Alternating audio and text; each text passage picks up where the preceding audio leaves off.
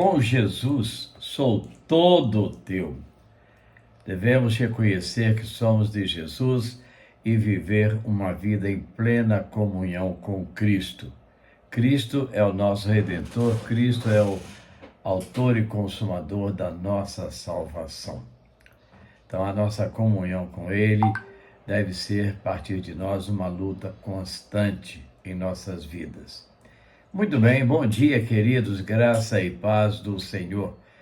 Hoje é domingo, segundo domingo do mês, e nós estamos, assim, no dia 8 de outubro.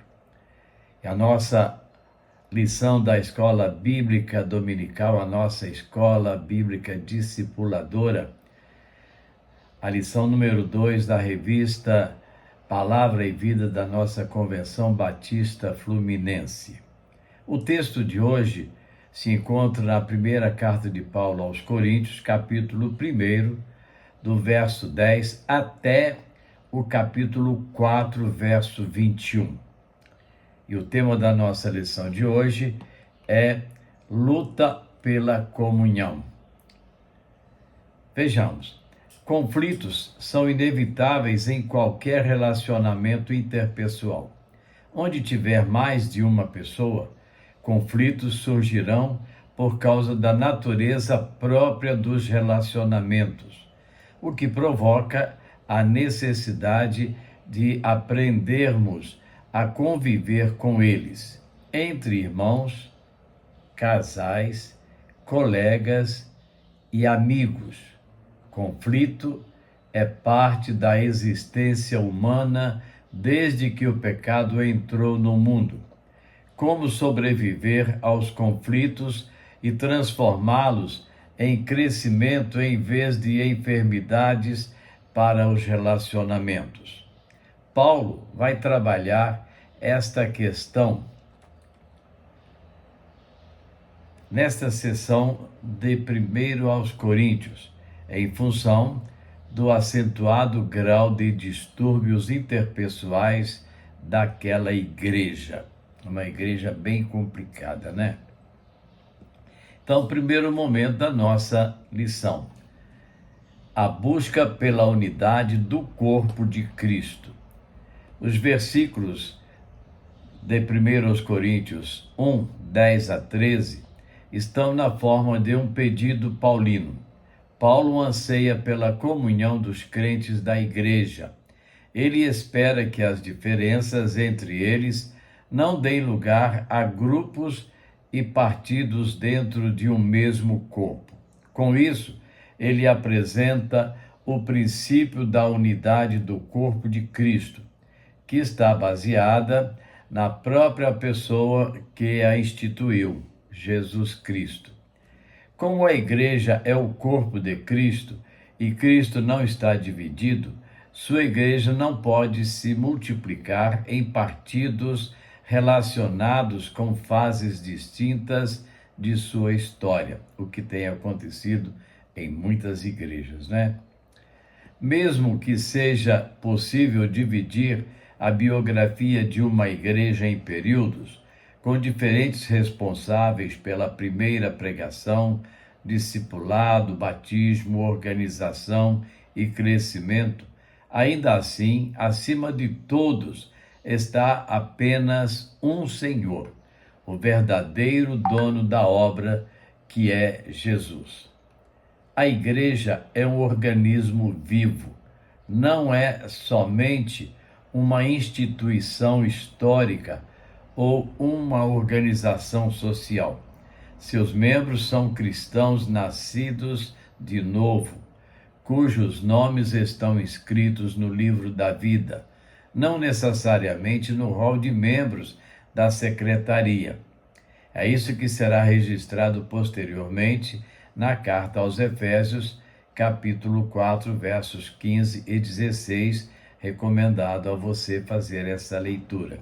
Então, às vezes a gente se preocupa muito com a secretaria da igreja, o registro da igreja, meu nome consta aí e tal. Muito mais importante do que ter o seu nome na secretaria da igreja é ter o seu nome registrado no livro da vida. Muito bem. Dessa forma, a igreja é o corpo de Cristo no mundo, sua manifestação concreta diante da sociedade. As pessoas verão a Cristo por meio do seu corpo, a igreja. Por isso, é importante que este corpo se manifeste em comunhão. Esta comunhão é a expressão da vida da igreja. Uma igreja unida em comunhão é uma igreja viva. Muito bem. Quando pessoas diferentes em tudo conseguem convergir em comunhão, então, aquela diferença das pessoas, elas se juntam num propósito só: servir, adorar, prestar culto ao Senhor. Este corpo de Cristo é, metaforicamente, formado por pernas, braços, cabeças, tronco, dedos, joelhos, com funções e papéis diferentes, mas que trabalham todos para o benefício do corpo. Não é um ajuntamento de órgãos, mas uma unidade de diferentes órgãos. Algumas igrejas se tornam apenas organizações históricas ou instituições humanas, quando reúnem seus membros em bancos enfileirados ou em grupos geograficamente arrumados, mas não possuem conhecimento mútuo, comunhão de propósito, amor ao próximo. Aproximam-se assim de um clube social e poderiam muito bem ser substituídas pelo clube de futebol da cidade, que não faria muita diferença na vida daquelas pessoas. Ou seja, uma igreja formada por vários grupinhos, cada grupo busca o seu próprio interesse. Não, nós somos todos unidos buscando um único propósito, um único interesse: servir ao Senhor Jesus. Segundo momento da nossa lição: a natureza da pregação, a mensagem da cruz. Um dos elementos essenciais na busca pela unidade é o conteúdo da mensagem da igreja. 1 Coríntios 1, verso 18, até o capítulo 2, verso 16. As pessoas podem divergir sobre vários aspectos, mas devem buscar unidade na pregação. Qual é o tipo de mensagem desta igreja constituída por Jesus? Não importa quem vá pregar, a pregação vem da palavra de Deus, a pregação vem de Deus, e nós devemos recebê-la como palavra do Senhor para as nossas vidas. Uma mensagem em torno da cruz. Os judeus divergiam sobre o perfil do Messias que haveria de vir e, consequentemente, sobre a forma como ele iria trazer o reino de Deus. Certa vez eu vi uma pessoa, um árabe, um israelita, ele falando num programa de televisão, clamando ao povo brasileiro: mandem missionário pregar em Israel. O povo de Israel ainda não recebeu o Messias. Para eles, o Cristo que nasceu não é o Messias prometido por Deus. Então nós vemos aí tantas divergências, e aqui no Brasil mesmo nós temos diferentes igrejas com diferentes ideias, com diferentes propósitos. Então, alguns insistiam no caminho da guerra, como Davi, outros da lei, como Moisés. Jesus, entretanto, anunciou o caminho do servo sofredor de Isaías 53. Com isso, ele deu o tom do seu ministério. Sua mensagem focaria na cruz, no sacrifício, no sangue derramado, em vez da força ou da violência. Como seu mestre, em vez de sabedoria do mundo, a igreja deve pregar a mensagem da cruz. Uma mensagem de humildade. Na semana passada, o pastor falou no nosso estudo de líderes sobre a humildade. O mundo valoriza o poder e a força dos argumentos, valoriza o conhecimento e os diplomas, valoriza a riqueza e a glória, valoriza o status e o poder. Curiosamente, Deus inverte a lógica do mundo e promove o fraco, o humilde, o simples, o pobre, o desprovido e o doente. Nos termos de Paulo, ele escolheu as coisas loucas do mundo para envergonhar os sábios e escolheu as coisas fracas do mundo para envergonhar as fortes. 1 Coríntios 1, 28. A igreja, enquanto corpo de Cristo, precisa buscar esses mesmos valores. Uma mensagem espiritual. A base da nossa fé está no poder de Deus, naquilo que os olhos não podem ver, nas coisas que procedem do alto. Com isso, nosso alvo deve ser buscar a mente de Cristo. 1 Coríntios 2,16. Crescermos na estatura do varão perfeito. Recomendo você ler Efésios 4:13. Uma mensagem bíblica. A revelação bíblica é o fundamento da pregação da igreja. Ela prega o que Deus inspirou aos profetas, revelou aos salmistas, entregou aos apóstolos, falou através do Filho encarnado. 1 Coríntios 3, 11 e 12. Uma mensagem para a eternidade. A mensagem da igreja não mudará. Ela é a mesma ontem, hoje e amanhã. Quer nos tempos medievais ou no mundo contemporâneo, a mensagem do amor de Deus nunca será ultrapassada pelo tempo. 1 Coríntios 2, verso 7. Uma mensagem cristocêntrica. Podemos falar de muitas coisas durante nossa pregação, mas tudo o que viermos a falar precisa de alguma forma girar em torno de Cristo. 1 Coríntios 2, 2. Ele é o centro do nosso culto, de nossos projetos e nossa pregação. Como dizia Lutero, se não revelar Cristo, a mensagem não passa de palha. A Bíblia é uma manjedoura na qual está contido Jesus. Se não o encontrarmos, só temos palha. Uma mensagem poderosa.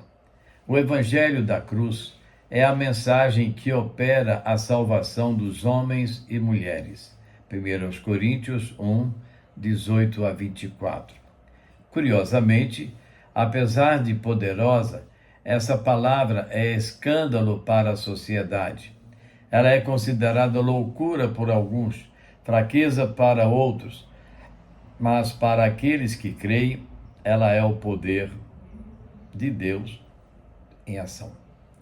Então nós temos visto aí, tantos que criticam a Bíblia, censuram, falam mal da Bíblia.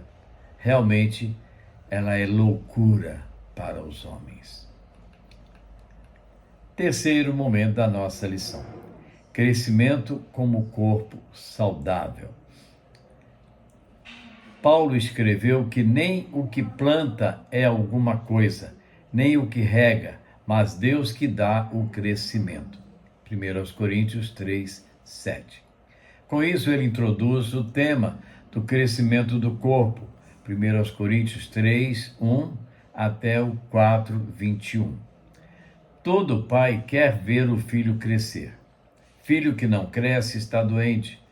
Igualmente, todo crente quer ver sua igreja crescer. E como no desenvolvimento humano, a falta de crescimento indica algum tipo de enfermidade na igreja. É verdade que os crescimentos não são iguais. Algumas igrejas crescem mais e outras menos. Algumas crescem mais rápido, outras mais lentamente. Além disso, há tipos diferentes de crescimento, numérico, espiritual, biológico, por meio do evangelismo, financeiro, etc. Entendemos, entretanto, que a base para qualquer tipo de crescimento é o desenvolvimento espiritual. Justamente porque o crescimento numérico ou financeiro, por sua vez, desprovido do espiritual, é apenas inchaço do corpo.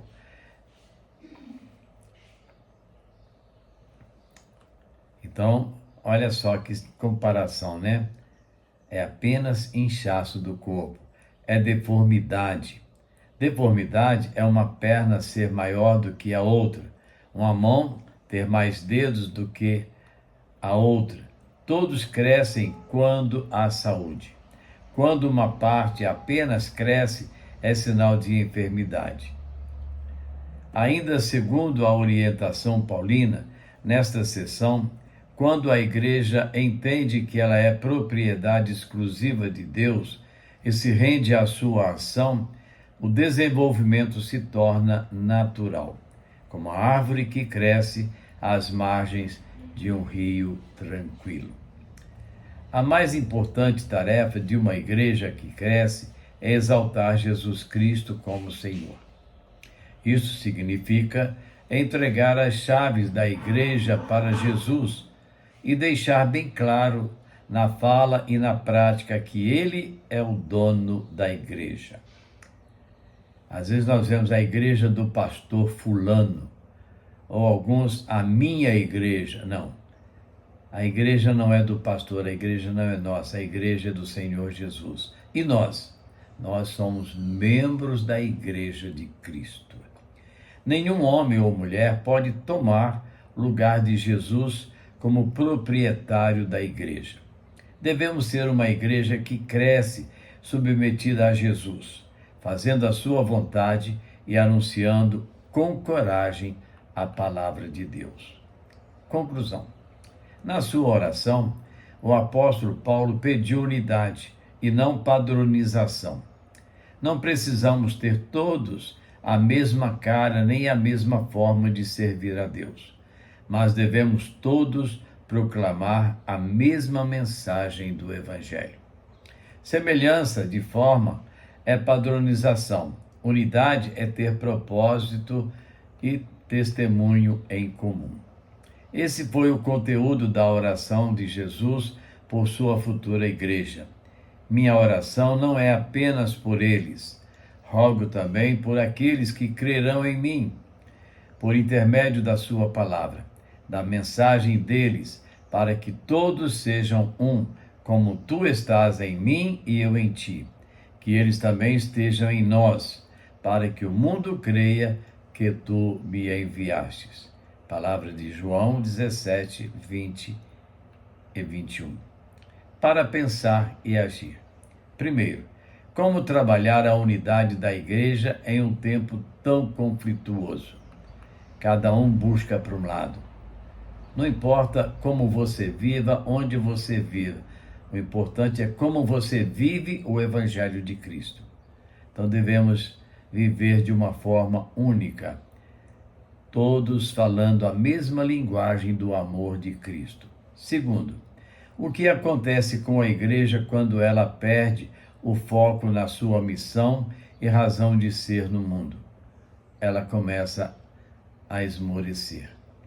Terceiro e último, como promover a pregação da cruz numa sociedade cada vez mais hedonista? Como é que nós vamos fazer, né? Então precisamos pregar com seriedade o amor de Cristo e sermos uma igreja unida nos propósitos de Deus. Amém? Você pode orar comigo? Nosso Deus e Pai, somos gratos ao Senhor por palavras tão importantes para o nosso crescimento espiritual, para a nossa edificação, como servos do Senhor. Que sejamos, Deus, igrejas unidas, igrejas com propósito de servir, não igrejas com propósito de aparecer perante uma sociedade corrompida, mas, ó Deus, de tirar aqueles que estão envolvidos na corrupção do pecado, desse lamaçal que é o pecado, e trazê-los para a vida com Cristo.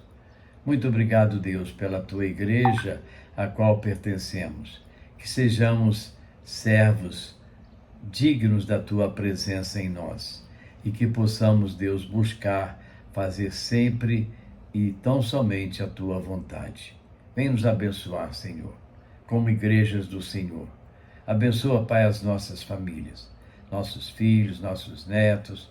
Te peço, ó Deus, por aqueles que estão vivendo dificuldades, conflitos, perdas, enfermidades, que o Senhor possa visitá-los, confortá-los, fortalecê-los, restaurar a saúde, ó Deus.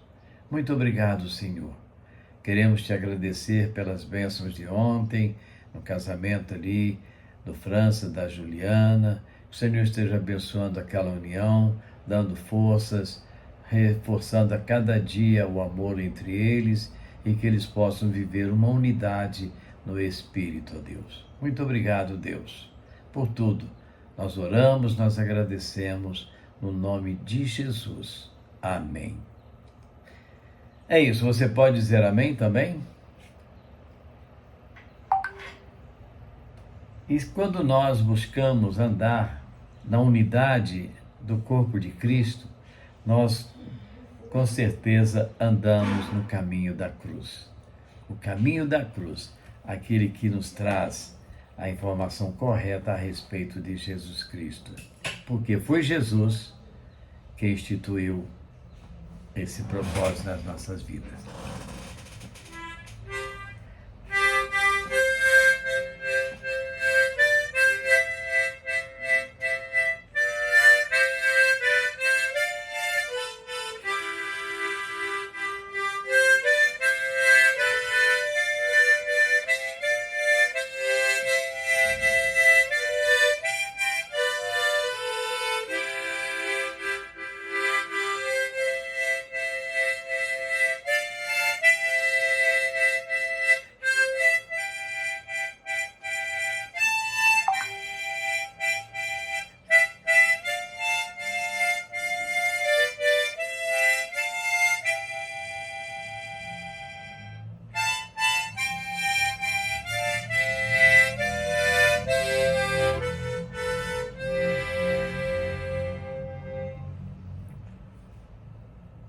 Você tem certeza que você está caminhando para o céu? Então você pode cantar: para o céu, por Jesus irei. Grande é meu prazer, de certeza ter. Para o céu, pela cruz irei. Caminhemos unidos, juntos, para o encontro com Jesus Cristo, quando Ele voltar. E assim, queridos, estamos chegando ao final de mais uma escola bíblica com você, a nossa EBD em casa. Que Deus abençoe a sua vida, que Deus te dê um domingo de muita alegria, aí reunido com a família, se alegrando. Aqueles que vão estar viajando, que Deus possa levá-los na paz, na segurança das suas mãos. Aqueles que ficam, que possam ficar em alegria também, e que sejamos todos unidos num único propósito: servir ao Senhor Jesus, a Igreja de Jesus, unida pelas mãos de Jesus, no propósito do Senhor. Que Deus nos abençoe. E logo mais, vá à igreja, não fique em casa não, vamos estar unidos ali servindo, adorando ao Senhor, ouvindo a voz de Deus, falando com Ele, cantando. Vá à igreja, não fique em casa. Que Deus te abençoe e que você possa buscar sempre servir ao Senhor. Amém? E amanhã, segunda-feira, estaremos de volta com mais uma devocional para a edificação da sua vida. Que Deus abençoe. Amém?